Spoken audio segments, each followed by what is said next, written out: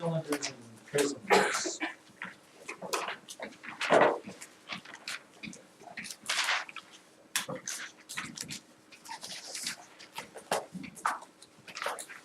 We're going to start with the prisms first. And the formula for that, it seems to me like we talked about this at some point here. The formula for the volume of the prism is this. Volume equals the area of the base times the height.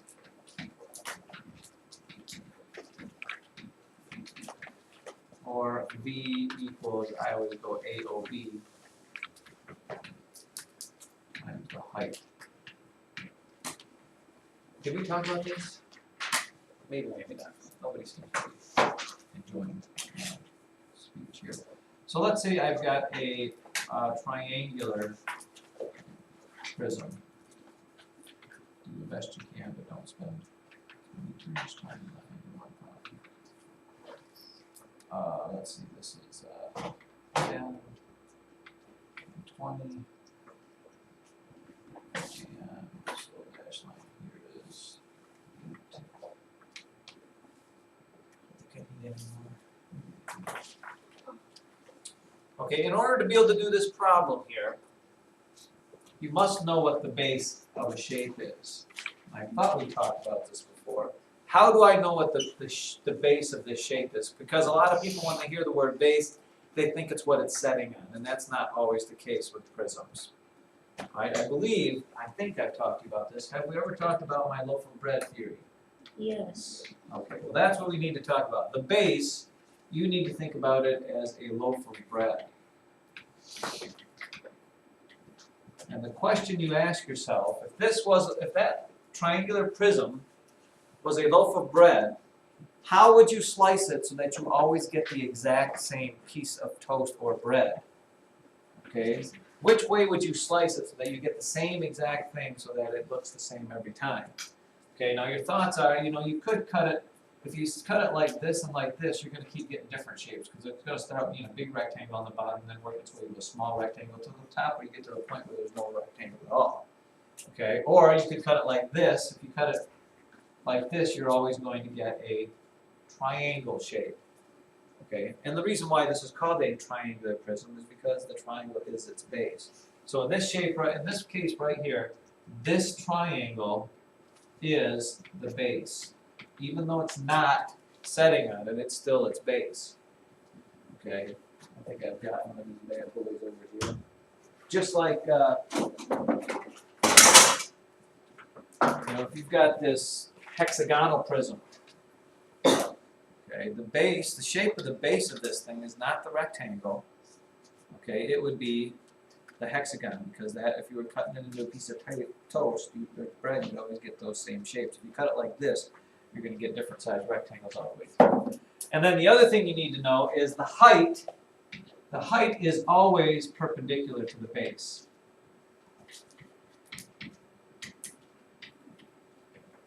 Okay, so probably on this one it might be easier. What is the height of this shape? Well, think about it. If you set it on its base, if I set it on the triangle, how tall would it be? Huh? It would be 20. So I know when I'm doing this volume thing, the area of the base, I'm going to multiply that by 20. I need to figure out what the area of this triangle is here. Okay, and you have to be careful because in the formula for the area of a triangle, there's also the word height. But that height means the height of the base. You need to find the area of the base of this triangle. What does that triangle look like? It's this triangle that is 10 here and 8 high. How do I find the volume of a triangle? Volume equals 1/2 base times height. Okay, so volume of the triangle, or the area of the triangle, sorry, area, what is 1/2 of 10 times 8? Half of that is 40. So I know my area of the base is 40. I know my height is 20. The volume of the whole shape is 800, whatever this was, centimeters or meters cubed. And again, for those of you who don't like to do a lot of work, I can tell you, if you don't write this down, you're gonna get confused halfway through what you're doing, because you gotta do the pieces to it. You need to write this down. It's probably best to put your height down there so you don't forget, because a lot of people will do, you know, the area of the base and then forget to do the height. You need to write it all down, get it there, and then it's just that easy. Random. How can we read it cut in half? Cut what in half? I did cut the triangle in half, right here. 1/2 base times height. 10 times 8 was 80, cut in half was 40. Okay, and that just gets multiplied by the 20 there. Okay, another example, oh, I'm sorry, What symbol do you use between the and I just put an O for O, area of base. Oh, you can use whatever you want. It's not an official, technical, mathematical symbol there. Let's see if they got something else here. They do a lot of, well, here, let's do this one. So let's say I've got this shape. Let's see, I've got a parallelogram prism. You know, that is, I don't know, 12 inches by 6 inches by 10 inches. And then maybe let's put an 8 over here and an 8 there and an 8 there, that sort of stuff. You know, so if you're trying to find the volume of this, the first thing you do is draw the picture. Second thing I want to see is you write down the formula. Area of the base times the height. Second thing you should do is pick out what is the shape of the base, or what is the base there, Nick Shanks? I guess I forgot to do this. Little dash lines. I missed by that thing. What shape would it be if you sliced it like a loaf of bread? Would you keep getting time and time and time again? What's that? Did you say a parallelogram? Yes. Sure, this thing right here. And if this is the base, then what is the height? The height would be 10 inches, because you set it on its base, that's how tall it is. Now I need to put in my area of the base. How do I find the area of a parallelogram? It is base times height. And don't get that base confused with what we're talking about base. This is a whole, you're just finding area now. You take 6 times 12.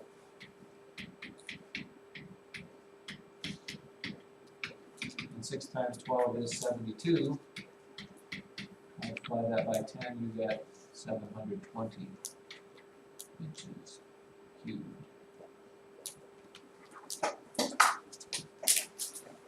Everybody happy with that? Perfect, because we got to then talk about a cylinder. The volume of a cylinder.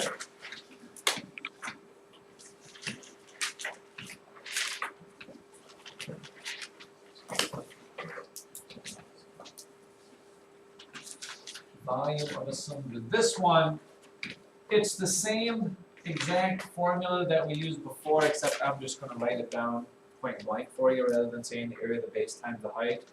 The volume of a cylinder equals, well, first of all, what's the shape of the base? It's a circle. So it's the area of a circle, which is pi times radius times radius. That's the area of the base. And then it's just times its height. So really, the volume is pi r squared h. Pi times the radius times the radius times the height. That will give you the volume of any cylinder. So you'll need to know only 2 dimensions. You only need to know what the radius is, and you only need to know what the height is, or what that length is there.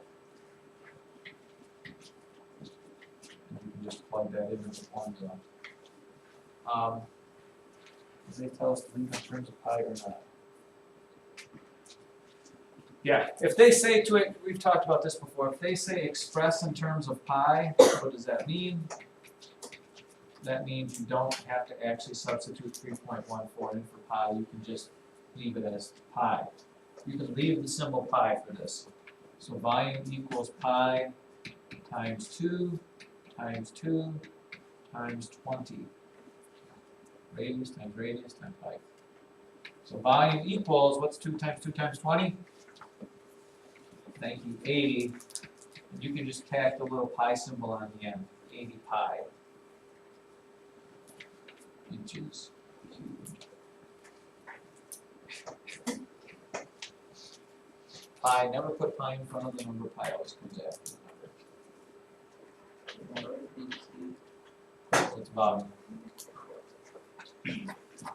Why else would it be cubed? Somebody. What's another logical reason that you put cubed after it? You notice it's the label that's cubed, it is not. 80's not getting cubed. Thank you, Colin. Because we're multiplying three things. You're multiplying 3 labels together, because what was the radius? The radius was 2 inches times another 2 inches times the height of 20 inches. So it's 1, 2, 3 inches. Inches is cubed. Inches are cubed. Inches is cubed. Then their inches are cubed.